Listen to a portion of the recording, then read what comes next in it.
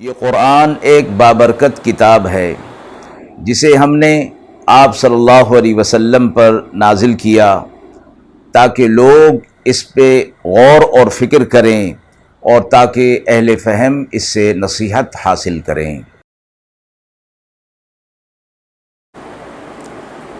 بسم اللہ الرحمن الرحیم۔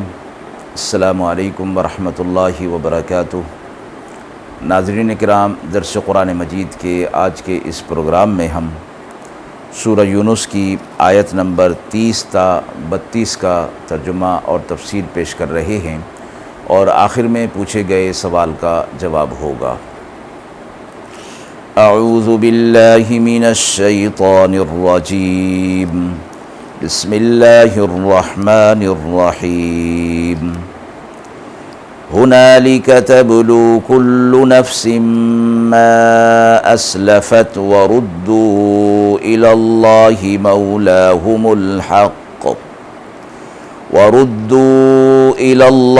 مولاهم الحق وضل عنهم ما كانوا يفترون۔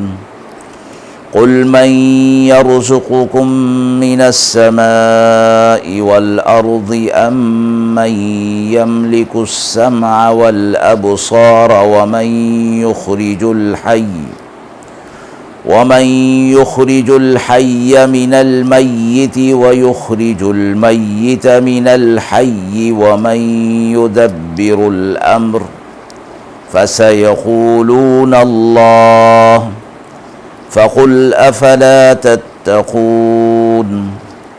فذلكم الله ربكم الحق فماذا بعد الحق إلا الضلال فأنا تصرفون۔ آیت مبارکہ کا ترجمہ ملاحظہ فرمائیں۔ وہاں جانچ لے گا ہر کوئی جو اس نے پہلے کیا تھا، اور رجوع کریں گے اللہ کی طرف جو سچا مالک ہے ان کا، اور جاتا رہے گا ان کے پاس سے جو جھوٹ باندھا کرتے تھے۔ تو آپ پوچھئے کون روزی دیتا ہے تمہیں آسمان سے اور زمین سے؟ یا کون مالک ہے کان کا اور آنکھوں کا؟ اور کون نکالتا ہے زندہ کو مردہ سے اور نکالتا ہے مردہ کو زندہ سے؟ اور کون تدبیر کرتا ہے سب کاموں کی؟ سو وہ کہہ اٹھیں گے کہ اللہ۔ تو آپ کہہ دیجئے پھر تم ڈرتے کیوں نہیں؟ سو یہ اللہ ہے تمہارا رب جو سچا رب ہے، پھر کیا رہ گیا سچ کے بعد مگر یہ کہ گمراہی، سو کہاں لوٹے جاتے ہو۔ مذکور آیات میں سے پہلی آیت میں اہل جنت اور اہل جہنم کا ایک مشترک حال یوں بیان فرمایا گیا کہ اس مقام میں یعنی قیامت کے دن مقام محشر میں ہر شخص اپنے اعمال کو دیکھ لے گا اور اس کی حقیقت سے واقف ہو جائے گا کہ وہ اعمال اس کے فائدہ مند ہیں آج یا نقصان دہ ہیں، اور سب کے سب اللہ کے پاس پہنچا دیے جائیں گے، اور سارے بھروسے جو انسان دنیا کے اندر ڈھونڈا کرتا تھا وہ سب کے سب ختم کر دیے جائیں گے، اور مشرکین جنہیں اپنا معبود اور مددگار اور سفارشی سمجھا کرتے تھے وہ سب کے سب غائب ہو جائیں گے۔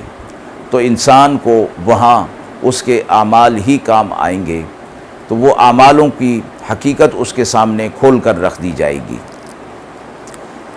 اگلی آیت میں اللہ رب العزت نے حکیمانہ اور مربیانہ طریقے سے مشرکین کو سمجھایا اور انہیں ترغیب دی، اور انہیں ایک مثال اور ایک سوال ان کے سامنے رکھا، اور آپ صلی اللہ علیہ وسلم کو خطاب کر کے فرمایا گیا کہ آپ ان لوگوں سے کہیے اور ان سے پوچھئے کہ آسمان اور زمین سے تمہیں رزق پہنچانے والا کون ہے؟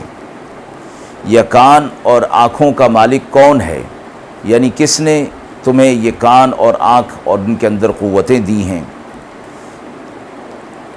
جب چاہے ان میں شنوائی اور بینائی پیدا کر دے اور جب چاہے اس میں سے سلب کر لے، یہ اللہ کو قدرت اور اختیار حاصل ہے۔ اور کون ہے جو مردہ چیزوں میں سے زندہ کو پیدا کرتا ہے، یعنی انڈا میں سے مرغی کا نکلنا یا پرندوں کا نکلنا، یا جیسے مٹی سے گھاس کا نکلنا اور درخت کا نکلنا، یا نطفہ سے انسان اور جانور کا نکلنا، اور کون ہے جو کائنات کی تمام چیزوں کی تدبیر کرتا ہے اور سارے نظام کو چلا رہا ہے، اور جس کا مشاہدہ تم دنیا کے اندر رہتے ہوئے کر رہے ہو اور اپنی ان آنکھوں سے دیکھ رہے ہو کہ انسان ہے، جانور ہیں، کائنات کی چیزیں ہیں، سورج چاند اور ستارے ہیں، یہ سارا کا نظام، سارا کا سارا نظام کون چلا رہا ہے؟ پھر فرمایا جب آپ ان سے یہ سوال کریں گے تو جواب میں وہ یہی کہیں گے کہ یہ اللہ ہی کر رہا ہے، یہ سارے کام اللہ کر رہا ہے، کیونکہ انہیں پتہ ہے کہ جو کچھ جسے ہم اللہ کے ساتھ شریک ٹھہرا رہے ہیں، یعنی بت اور دیگر معبودان باطلہ، ان کے اندر یہ قدرت اور یہ قوت اور طاقت ان کے پاس نہیں ہے۔ لا محالہ وہ کہیں گے کہ یہ سب کچھ اللہ کی طرف سے ہے۔ تو فرمایا کہ یہ ایک ترغیب کا انداز اور سمجھانے کا انداز تھا کہ سوال کرنے کے بعد جب ان سے پوچھا گیا تو لا محالہ جواب ان کا یہی ہوگا کہ یہ کام اللہ کرنے والے ہیں۔ تو پھر آپ صلی اللہ علیہ وسلم سے فرمایا گیا کہ آپ ان کہہ دیجئے، تو پھر جب اللہ ہے تو پھر عبادت کے لائق بھی تو وہی ہوگا جس نے یہ سب کچھ پیدا کیا، تمہیں پیدا کیا، ساری قوتیں دیں، سارا نظام چلایا، تو پھر دوسرا کوئی عبادت کے لائق نہیں ہو سکتا۔ سو تم اس بات سے ڈرتے کیوں نہیں کہ سب کچھ کرنے والا اللہ، اور پھر اس کو مانتے بھی ہو کہ یہ اللہ کرنے والا ہے، پھر اسے چھوڑ کر دوسروں کی عبادت میں لگے ہوئے ہو، دوسروں کو شریک ٹھہراتے ہو؟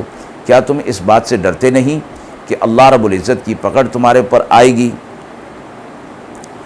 آخری آیت میں یہ فرمایا فَذَلِكُمُ اللَّهُ رَبُّكُمُ الْحَقُّ فَمَاذَا بَعْدَ الْحَقِّ إِلَّا الضَّلَالُ۔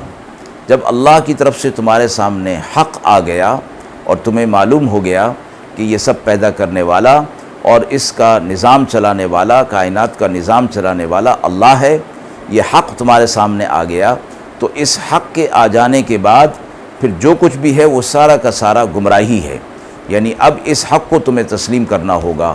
اگر تم اس حق کو چھوڑتے ہو تو پھر گمراہی کے اندر تم پڑ جاؤ گے۔